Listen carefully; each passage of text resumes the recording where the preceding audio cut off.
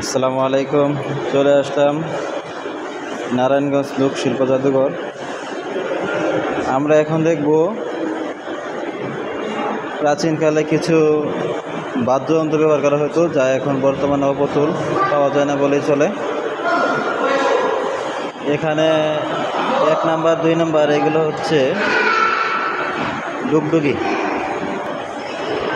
3 number ওইটা হচ্ছে খঞ্জরি। এখানে 4 লেখা দেখতে পাচ্ছেন, এটা হচ্ছে নাকারা। এবং এই যে 5 নাম্বার লেখা, এটা হচ্ছে ডঙ্কা।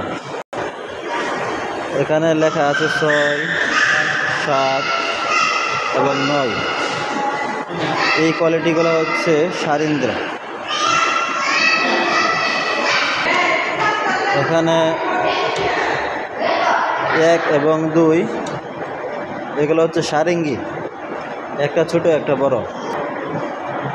এইগুলো হচ্ছে একতারা, একটা ছোট একটা বড়।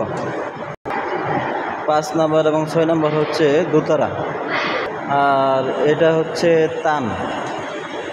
3 নাম্বারে এটা হচ্ছে রবাব। 4 নম্বরে দেখতে পাচ্ছেন হচ্ছে এসরাজ সারিন্দা।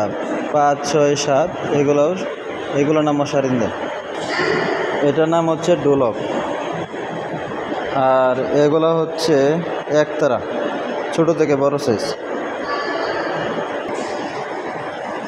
5 নাম্বারে দেখতে পাচ্ছেন এটা হচ্ছে গুপি যন্ত্র।